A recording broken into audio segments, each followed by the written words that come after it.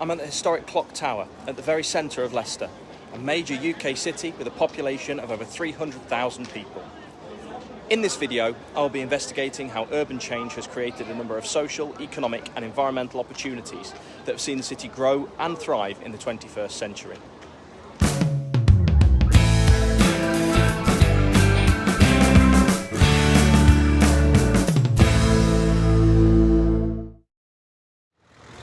Leicester's cultural diversity has brought with it huge social and economic benefits for the city, which is amongst the most multicultural in the UK.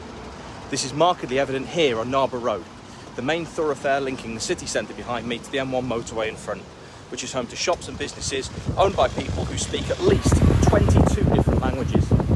This variety is unusual in global cities, where for instance Italian or Chinese diaspora become isolated in little Italies or Chinatowns.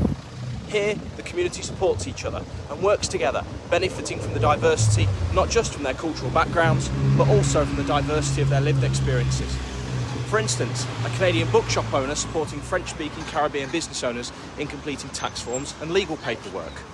Leicester's diversity brings with it huge opportunities for the entire community to celebrate and come together at religious festivals. The traditional winter lights, big wheel and special events that in most British cities mark Christmas time begin earlier in the year in Leicester to mark Diwali, the Hindu festival of light. Indeed, Leicester's Diwali festival is the largest anywhere in the world outside of India and attracts huge numbers of families to visit the city, occupying hotels and patronising restaurants and the many Indian-owned businesses on Milton Road's Golden Mile to the north of the city centre.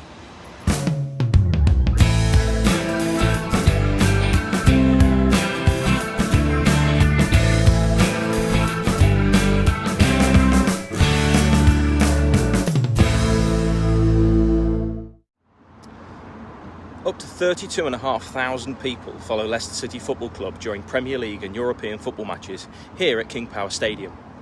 Located a 20-minute walk from the city centre, railway station and close to the De Montfort University, over 1 million people are within the catchment of the stadium where Leicester City are their closest football team.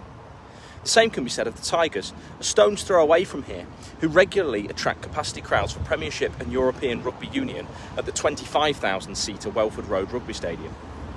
The clubs generate a huge economic income for the city.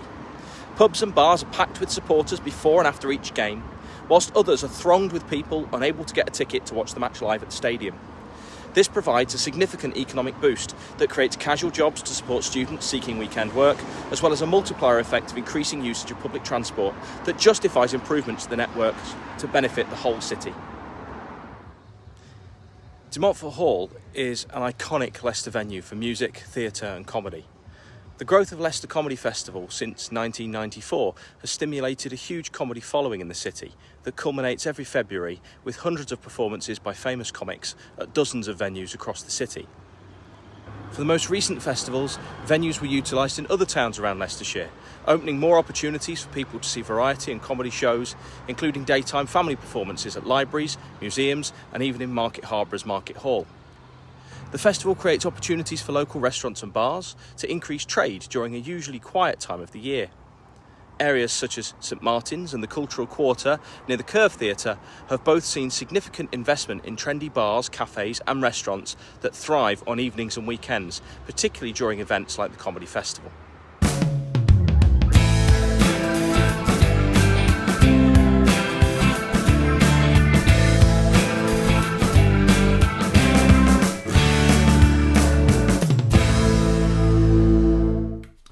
Nationally important businesses like Dunelm, Walkers and Next, whose headquarters are here in Enderby on the edge of Leicester, are some of Leicester's largest businesses and also employ significant numbers of administrative and creative professionals, as well as engineers and factory workers. Next's headquarters was moved here in 1986 from Leeds to be closer to the factories in Leicester that manufactured many of their garments in that time. Since then, globalisation has meant changes to the manufacturing industry in the UK, with, in Leicester, the number of textiles factories in decline. Next now purchases garments from Bangladesh, India and Pakistan rather than from Leicester, but the expertise and interest in fashion and creativity remains in the city. Markedly, The Queen and Duchess of Cambridge paid a visit to De Montfort University in 2012 to celebrate the work done by students of fashion and design and to recognise the significance of the jobs created by this industry to the city of Leicester today.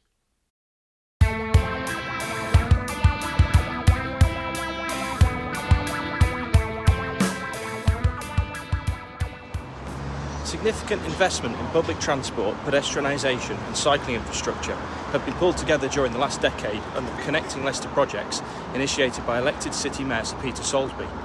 Nowhere is this more evident than here outside Leicester railway station, where travellers arriving from Nottingham and London by rail can easily continue their journeys following improvements to the formerly congested road junction that now gives better priorities to buses, cyclists and pedestrians. Cyclists are able to navigate the city on well-signed, segregated routes that separate them from other traffic and give them priority at road junctions. Leicester is also home to one of the country's largest cycle hire projects, Ride On Leicester. This e-bike sharing scheme will be the largest in the UK when completed, with 500 e-bikes available across 50 stations just like these. With pay-as-you-go schemes and reduced rates for students, the scheme allows people without a bike to make use of a cycle for a short journey across the city centre, reducing their need to own or use a car whilst here. Whilst environmentally beneficial in reducing harmful emissions and reducing air and noise pollutions, the cycles also have social benefits in increasing the health of people who are exercising on a bike rather than sitting in a car or bus. But Leicester City Council are also working to transform bus travel across the city, with a new bus partnership bringing together the 6 different operators under one brand to offer more frequent and reliable services that are easier to use and better value for money. By 2030, they aim to reduce the complexity of the network and have already introduced multi-operator ticketing across Arriva, Centrebus, First, Kinchbus and Stagecoach services to simplify ticketing and reduce the cost of bus travel for families and commuters. New branding is appearing on new electronic bus stop signage to give more information to passengers, with mobile and contactless ticketing introduced to make buses easier to use. The objective is to increase passenger numbers and reduce reliance on car travel in the city centre, reducing congestion, noise and pollution around the city's roads.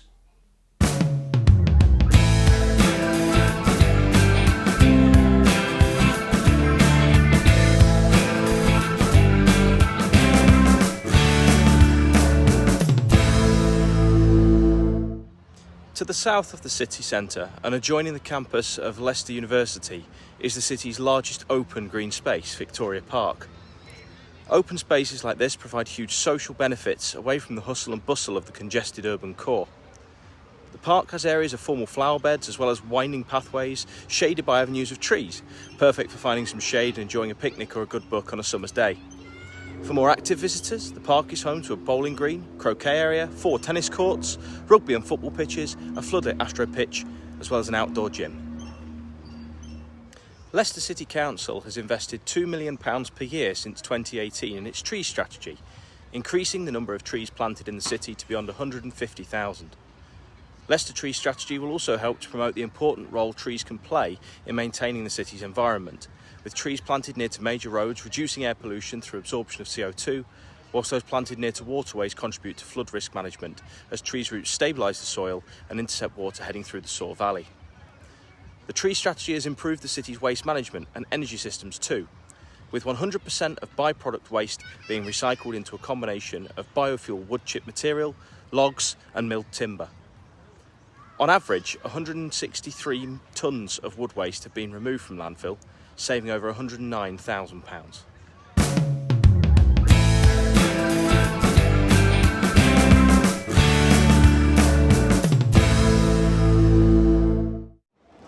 The growth of Leicester into a diverse and cosmopolitan city has benefited it in providing a wealth of social and economic opportunities that have been seized by the local authority to bring greater investment into transport as well as creating employment. The urban greening of Leicester in the 21st century has seen significant improvements too in the well-being of the population, as well as making Leicester a more attractive place to live, work and study.